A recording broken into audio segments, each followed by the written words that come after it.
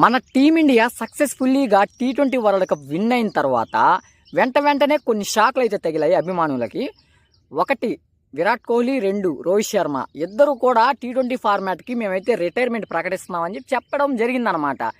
ఇక Rohit Sharma captain, Rohit Sharma retirement ప్రకటించాడు కాబట్టి ఇక ఆలోచించాల్సిన అవసరం ఏముందిలే, కెప్టెన్గా ఖచ్చితంగా హార్దిక్ పాండ్యాకి ఇస్తారని ప్రతి ఒక్కరు కూడా అనుకున్నాం. దాంట్లో డౌట్ ఏముంది, నేను కూడా అనుకున్నా. కానీ ఇక్కడే ఒక ట్విస్ట్ అయితే వచ్చింది. రీసెంట్గా హెడ్ కోచ్గా వచ్చినటువంటి గౌతమ్ గంభీర్ ఇతన్ని అయితే హార్దిక్ పాండ్యాని మేము T20 ఏదైతే ఉందో వాటికి మేము కెప్టెన్గా అయితే చేయడం లేదు, సూర్యకుమార్ యాదవ్ T20 ఫార్మాట్కి కెప్టెన్గా ఉంటాడు అని చెప్పి షాక్ ఇచ్చాడనమాట.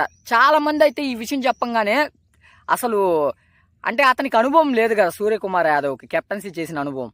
ఫార్మాట్ బాగా ఆడతాడు, సో ర్యాంకింగ్ కూడా బెస్ట్ ఉన్నాడు, కానీ ఈ కెప్టెన్సీ అవగాహన అనేది అతనికి తెలియదు అనమాట. అందువల్ల అతనికి ఎందుకు ఇచ్చినారు అని చెప్పేసి చాలామంది అయితే అభిమానులు అడగడం జరిగిందనమాట. సో నెగిటివ్గా అయితే అతని గురించి మాట్లాడడం జరిగింది, గౌతమ్ గంభీర్ గురించి.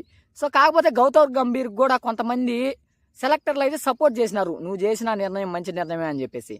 అసలు విషయం ఏం తెలుసా, ఇప్పుడు T20 ఫార్మాట్కి మనకి శ్రీలంకతో జరుగుతూ ఉంది కదా, ఆ T20స్కి మాత్రం నేను ఉంటాను అని చెప్పాడంట హార్దిక్ పాండ్యా. కానీ ఓడిఐకి మాత్రం నాకైతే రెస్ట్ కావాలి అని చెప్పాడంట. ముందుగానే గౌతమ్ గంభీర్, రోహిత్ శర్మని, అలాగే విరాట్ కోహ్లీని, అలాగే బుమ్రాని, వీళ్ళు ముగ్గురు రెస్ట్ తీసుకుంటామంటే ఒప్పుకోవడం లేదనమాట. ముందుగానే వాళ్ళ మీద కోపంగా ఉన్నాడు. వెంటనే ఈ వార్త కూడా వినేతలకి హార్దిక్ పాండ్యాని అతను చెవులో పడినట్టుంది. సో ఈ విధంగా చేయడం జరిగిందనమాట.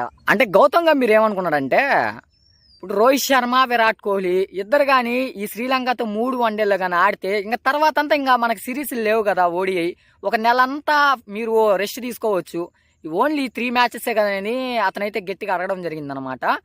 సో మొత్తానికి చూడాలి ఏమవుతుందని చెప్పేసి.